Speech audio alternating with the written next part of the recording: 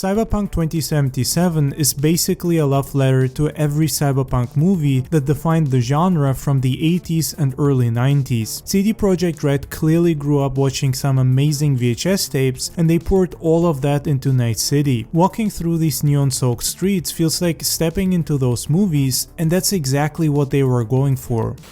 I have come here to chew bubblegum and kick ass. And I'm all out of bubblegum. Blade Runner is probably the biggest inspiration, and honestly, it's impossible to talk about Cyberpunk without mentioning it. Ridley Scott's vision of a dystopian future basically created the visual language that every Cyberpunk story has used since. Night City feels like it was ripped straight from that movie.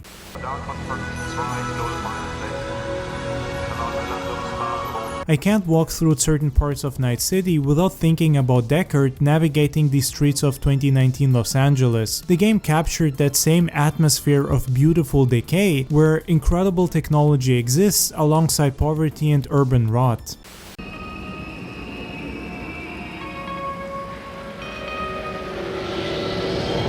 Judge Dredd's influence is all over Night City's approach to law enforcement. Mega City 1 and Night City are basically cousins, massive urban sprawls where crime is rampant and the authorities are barely keeping things together. Let me guess. Life.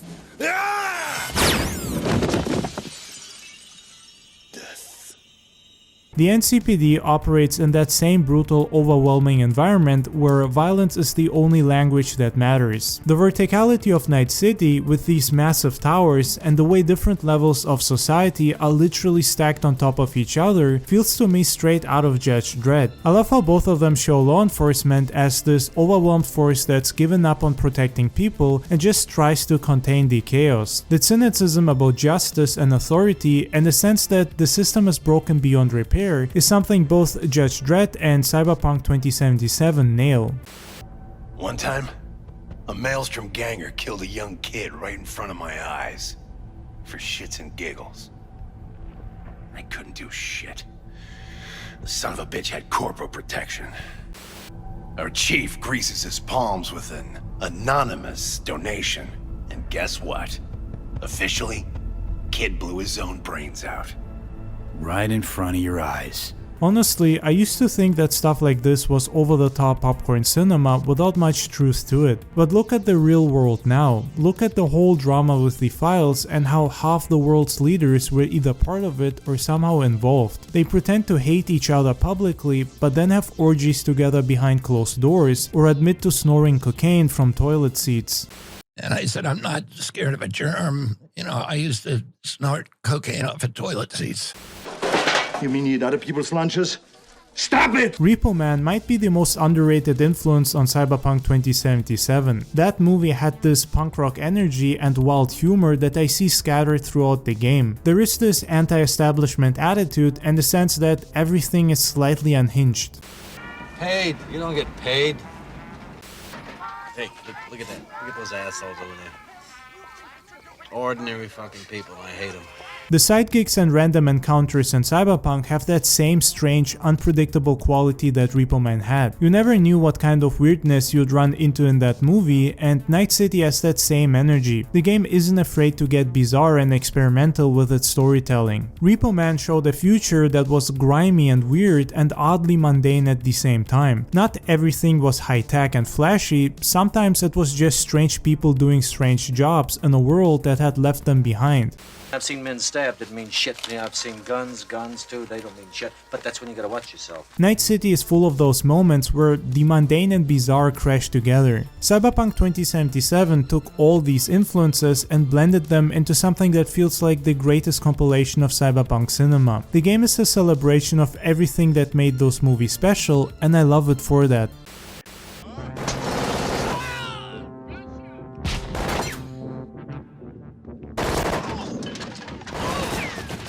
I feel like RoboCop nailed the corporate dystopia angle even stronger. The OCP owns the police and the city while treating human life as a resource to be optimized or discarded. Murphy gets killed and rebuilt as a product and a law enforcement tool, with his humanity scooped out and replaced by a program. That's exactly what happens to people in Night City. You install enough Chrome and eventually you're more machine than person. Cyberpsychosis is what happens when the modifications push you past some invisible line and you snap. The game treats it like a medical condition, but in my opinion it's really about losing your humanity one upgrade at a time.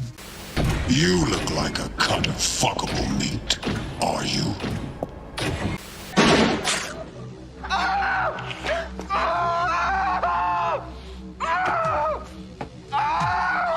Your move, creep. Media in RoboCop is everywhere you look. I mean, the movie is basically a walking commercial with breaks interrupting news about urban warfare from time to time. There are advertisements for products nobody needs or cares about, and entertainment is designed to distract you from the fact that society is collapsing. Are you ready for pain? Are you ready for suffering? If the answer is yes, then you're ready for Captain Freedom's workout. The game's got this whole thing about media consumption and manufactured experiences where brain dances let you live someone else's memories and feel what they felt. It's the ultimate type of content and dopamine. Total Recall came out in 1990 and asked the question of what's real when your brain can be rewritten. Quaid goes to Recall for a vacation memory and ends up questioning his entire identity. Are his memories real or planted? Is he actually a secret agent or just a construction worker with delusions? But how real does it seem? As real as any memory in your head. Come on, don't bullshit me. No, I'm telling you, Doug, your brain will not know the difference. And Gina loads the orgy with the infinite loop orgasm at the end. No, at least double that. You're kidding. That's And he the couldn't break. tell? Nah, come on. Oh, I'm What about the guy you lobotomized? Did he get a refund? Quality's lousy, but I did what I could.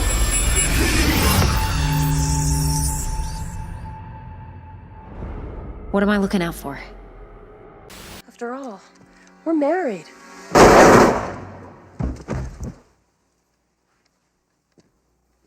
Consider that a divorce. Night City offers the exact same experience since brain dances let you experience other people's memories. The line between who you are and who you're becoming gets blurred until you can't tell where one ends and the other begins. Total Recall asks if you're still you when your memories are fake. Cyberpunk is asking the same question but also lets you experience it for yourself. I mean, at this point we've got TikTok, Instagram and YouTube. Millions of people consume endless streams of other people's experiences, living through influencers and content creators. I think it's really interesting how over-the-top entertainment is presented here because it clearly has lost its mind and gone off the rails. But then again, look at the modern media landscape, especially on social media, and you'll see plenty of fucked up and over-the-top content. Not to mention all the useless stuff that will give you brain rot. Emeka, are robots going to take human jobs? We're more about shifting roles rather than stealing jobs. Think of us as your new co-workers who don't drink all the coffee and never bring fish to microwave in the communal kitchen. Your company built the fucking thing. Now I gotta deal with it? I don't have time for this bullshit.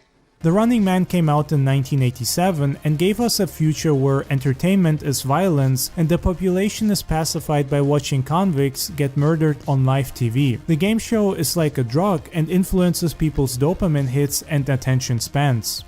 Americans love television. They wean their kids on it. They love sports, violence. So what do?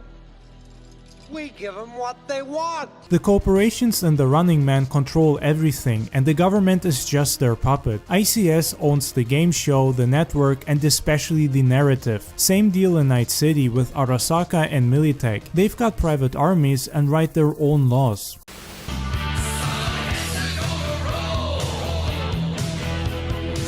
Here, your value is determined by what you can produce or consume. For 50 years, we've told them what to eat, what to drink, what to wear.